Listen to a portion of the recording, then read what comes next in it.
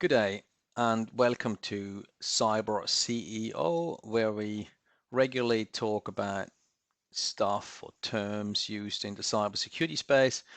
And today, funny enough, I want to dive into what cybersecurity actually is. What is cybersecurity, especially for cloud-based small and medium business?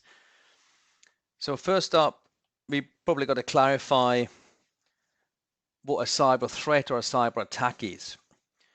And that's, in a nutshell, it's a person or an entity or an automation, a robot, by some means trying to infiltrate your business, be that via networks or be that via email.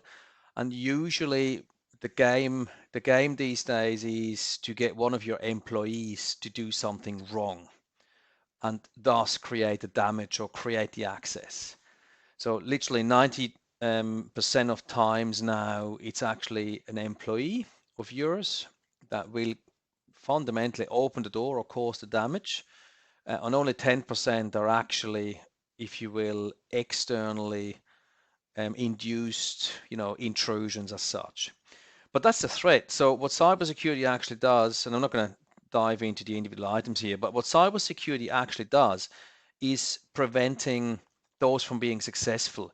I like to compare that to the fact that, as mankind, we can't avoid people from buying guns or carrying knives.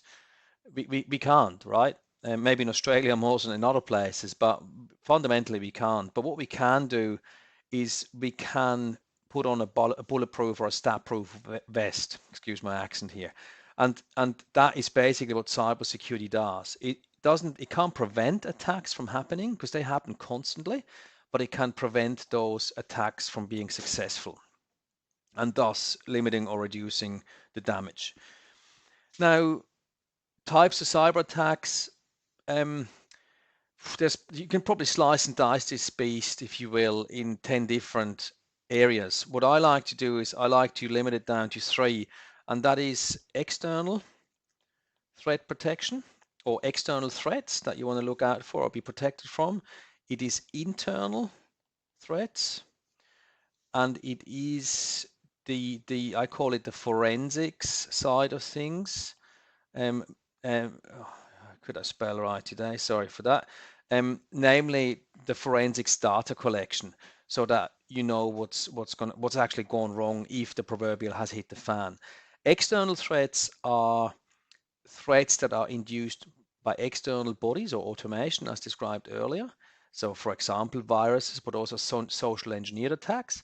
And internal threats are essentially, often it can be rogue employees, people trying to extract data before they leave a business, or to some degree also preventing users from doing the wrong thing. Forensics in its most basic format is the collection of security relevant information so that if something does happen, you can go back and actually establish what exactly went wrong and where the security or defense mechanisms failed. Now, what's really interesting or important for small and medium business, especially cloud-enabled ones, is that back in the olden day, you would see in this physical office building, and everything or every attack, or in particular external attacks, would basically have to go through some sort of infrastructure. And that was quite hard because this infrastructure here was built by spending a lot of money and also having a lot of manpower, an IT department or an external IT provider or whatever else behind it to make this secure. And the individual computers and users behind here, they were usually behind the firewall or behind servers. And these servers, they wouldn't just deliver, files, but they would also, or email, but they would also deliver cybersecurity. And to this day, in a corporate network, for example, an end user can't just go and on their computer run any random executable or programs. They can't, right? But what's now happened in the last 5 to 10 years in small and medium business is that, and especially since Corona, right? Scrap the building, scrap the servers. It's all moved into the cloud, and yeah, we're still getting email. It's all handy, and we're getting all our files from here. but somehow along the way, that cybersecurity component, sorry, that was supposed to be an envelope, that cybersecurity component has basically been completely neglected. And all these devices here, they're easily and equally directly accessible for perpetrators, as opposed to here where you had this barrier of server and firewalling infrastructure. What you now have is you have perpetrators basically, let me just draw a cream here, not very good at that, but where you have a cream directly being able to try and infiltrate or expose data on a device. So that's a challenge you basically have. As a small and medium business, what you have to do as a baseline security in 2021 is you need, first of all, yes, you still need antivirus, but it has to be next generation or I'm not sure why this word works. Sorry, next generation or endpoint detection and response. So rather than just normal sort of signature antivirus, you need something a bit more sophisticated. Most providers supply this these days. The next thing is the Australian government has referenced an Essential 8 framework, which has 8 controls to prevent attacks or limit the extent of an attack. That's a really, really solid framework, and that's sort of your step 2 if you want to increase your cyber defenses. Number 3 is employee awareness training. If 9 out of 10 attacks are successful because of your staff, then teaching them what to look out for and what not to do is absolutely paramount. With cloud-enabled businesses in particular, literally with 5 or 6 passwords, you can access and spy on everything, emails, phone systems, files, the lot.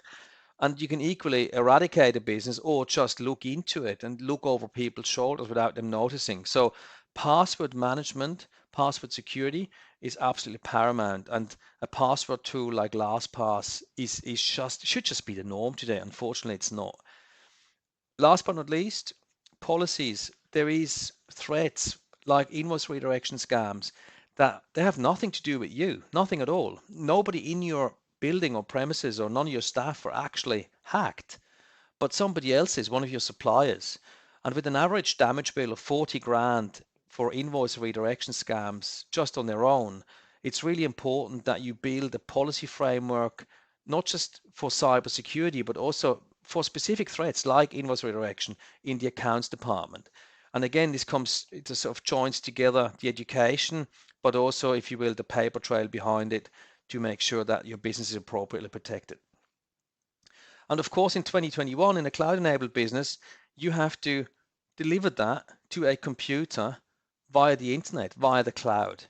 We're in a position to do that for $49 a month, all of the above, yeah. This protects the user and the computer equally. If you are looking to do something like that and get your protection up to scratch and up to 2021 levels, or soon 2022 because it's already December, feel free to contact us anytime. It could be or make the difference between having or not having a business. So it's most certainly critical for any business owner to be aware of those requirements. Awesome. Well, thanks for your time, and I hope you're having a lovely weekend ahead. Thank you.